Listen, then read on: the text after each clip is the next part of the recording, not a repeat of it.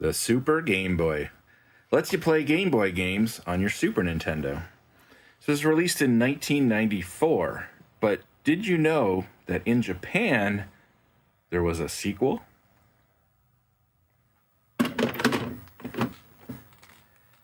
That's right, this is the Super Game Boy 2. I just picked this up at a local game shop.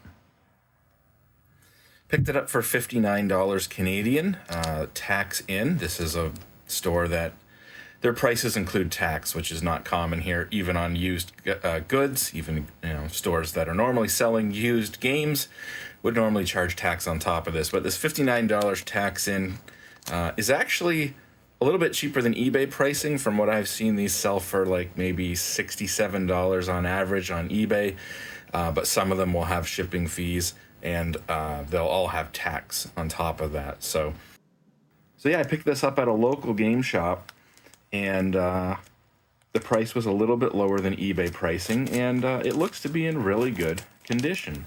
So let's check it out.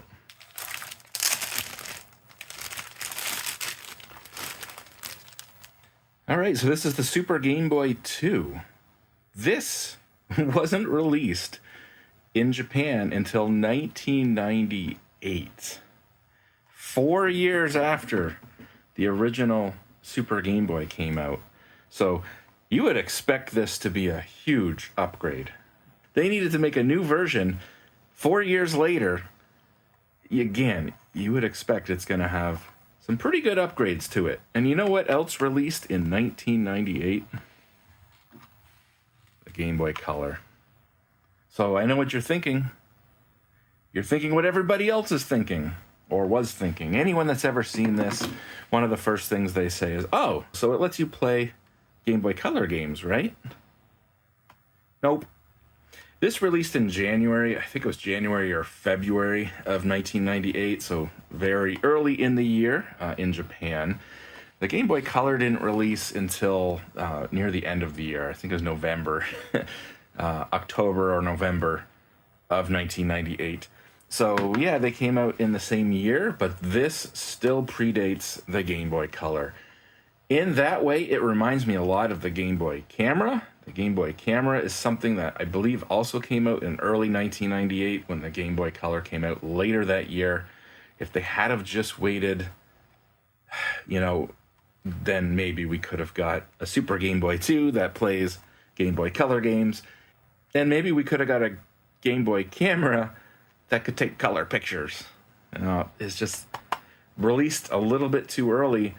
And at the same time, 4 years after the original Super Game Boy, what were they thinking? Well, there's three things that this upgrades over the original Super Game Boy. One of them, I would argue, for certain people is a fairly big deal. And the other two things, I would argue, for most people are pretty minor. The main thing that a Super Game Boy 2 adds over the original Super Game Boy is right here. This is like the link cable port. So it looks like it's the same one that's on the side of a Game Boy Color here. I assume that's the same one that's on the side of the Game Boy Pocket. I know the original Game Boy had a different one.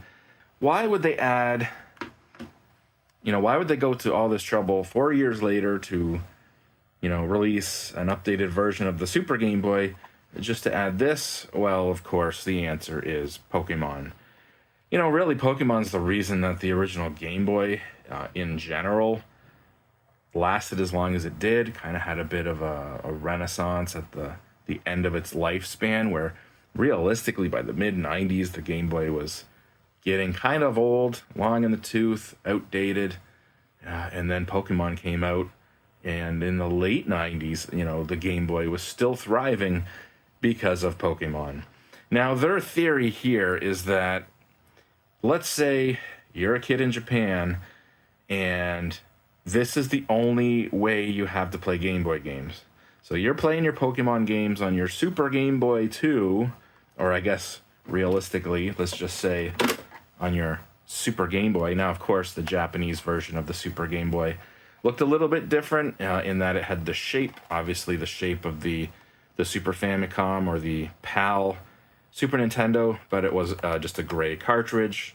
The Super Game Boy 2 here only comes in this color. It's like a clear, kind of bluish green color.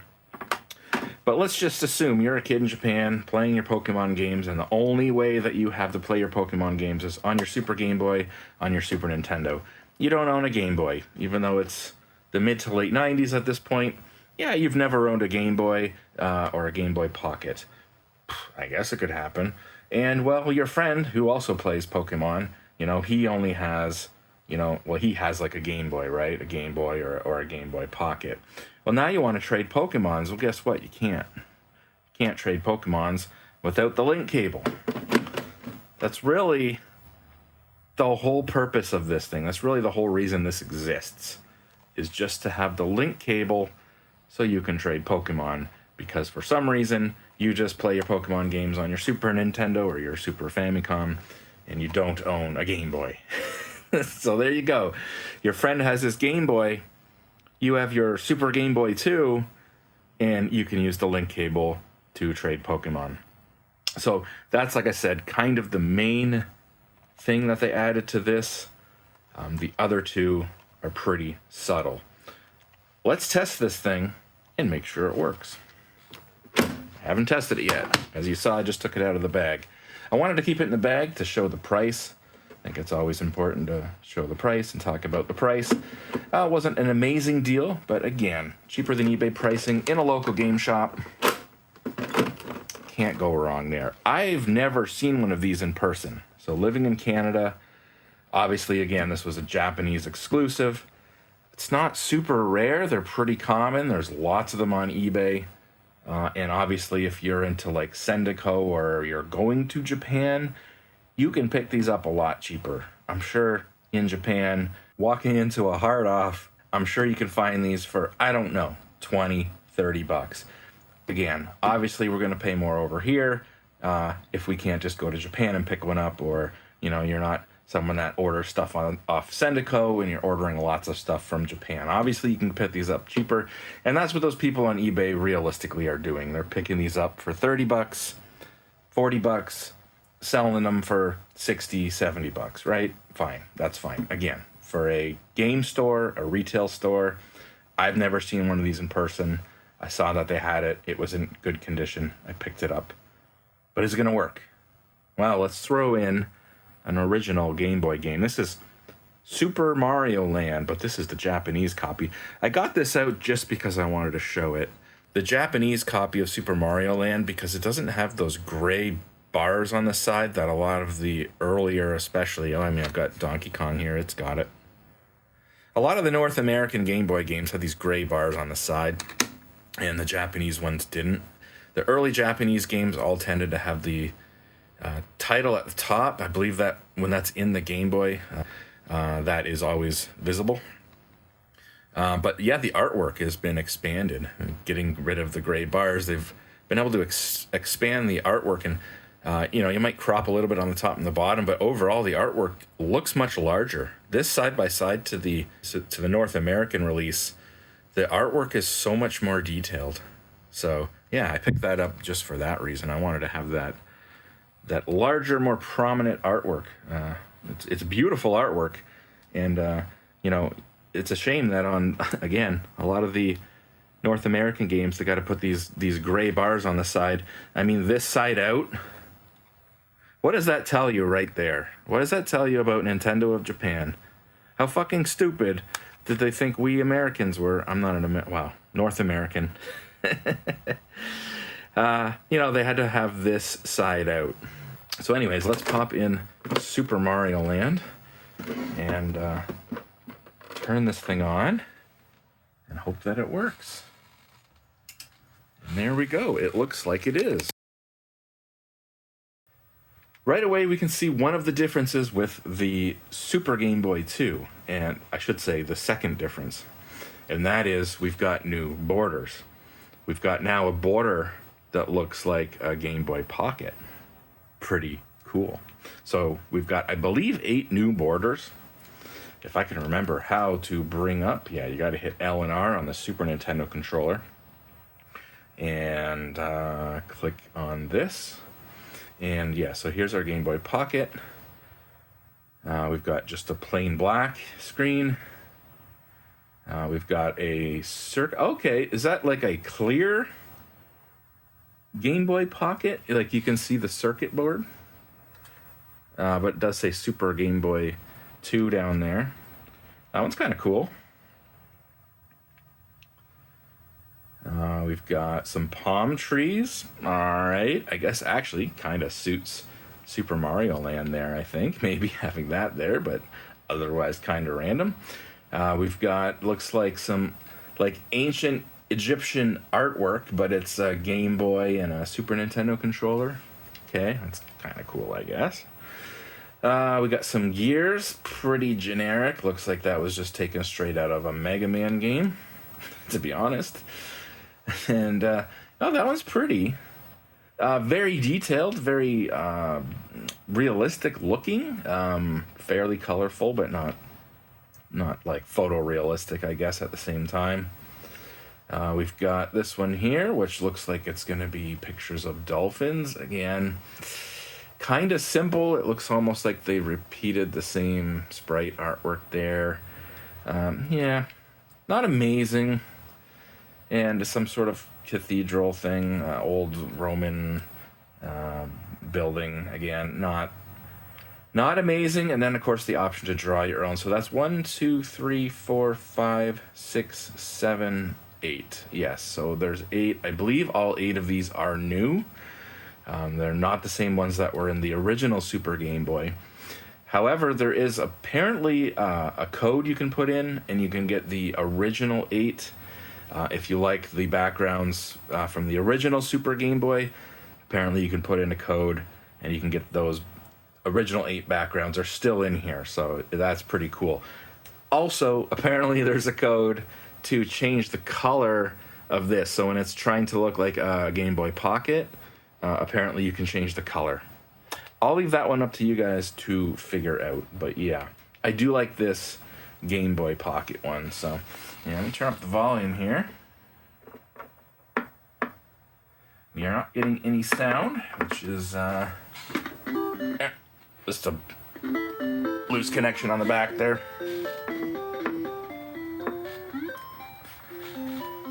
Yeah, I mean, other than the link port, which personally I don't care about, we've got these 8 extra backgrounds, and you know, this Game Boy Pocket one is pretty cool. Is this reason to go out and buy a Super Game Boy 2 if you've already got a Super Game Boy? I would say probably not.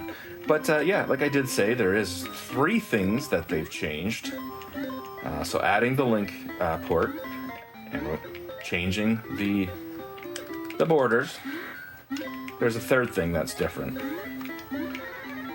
Again, this is something that's, I think, pretty minor for most people, myself included. But that is just the fact that the original Super Game Boy actually runs 2.4% fast. Faster than a real Game Boy. It's got the same processor inside as basically a Game Boy or a Game Boy Pocket. This is basically a Game Boy inside, if you weren't familiar. You know, it's not using emulation or anything. There's literally the processor out of a Game Boy stuck inside here. But they didn't put its own clock generator, I guess, what would you call it? Like clock crystal. This gets its clock signal from the Super Nintendo. Okay, so the Super Nintendo has its, clock signal that comes from a crystal oscillator, and it runs at a certain speed that just so happens to be a certain percentage. Well, first of all, it's clocked down by a divider, but this is irrelevant. All you really need to know is that this doesn't have its own clock. It doesn't have its own crystal to make its own clock signal inside of the cartridge. It's getting its clock signal from the Super Nintendo, and it just so happens to be about 2.4% faster than the clock speed of a real Game Boy. So your Game Boy games on here will run 2.4% faster. The audio will also be pitched up 2.4%. Now, this is something that personally I never really noticed, but if you put it side by side with the real Game Boy running the same game, you will see a difference, especially if you just leave it running something like this, where it's going through its attract mode, and, the longer it's running, the more and more they'll get out of sync as this pulls ahead from the real hardware. So if you're a stickler for the hardware running at the exact speed, or the game's running at the exact speed, then yeah, this is not perfect. It's running 2.4% faster, because again, they didn't put, this thing doesn't have its own crystal oscillator in here.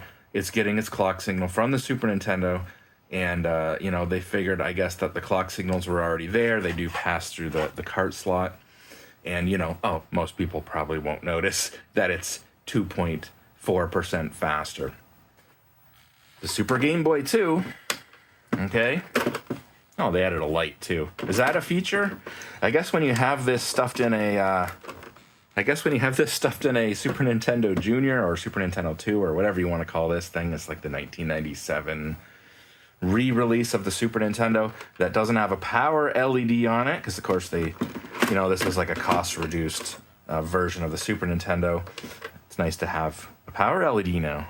So the cartridge itself has a power LED in it. So hey, I guess there's 4 things they added. Obviously, having a power LED in this one wouldn't have done any good without the clear casing to see it through. But I guess they could have put a hole and put an LED in there. Would seem kind of silly when again the Super Nintendo has a power LED on it. But actually, in this case, it's actually kind of nice to have a power LED on there. Otherwise, kind of pointless. But yeah. So the third thing, the speed.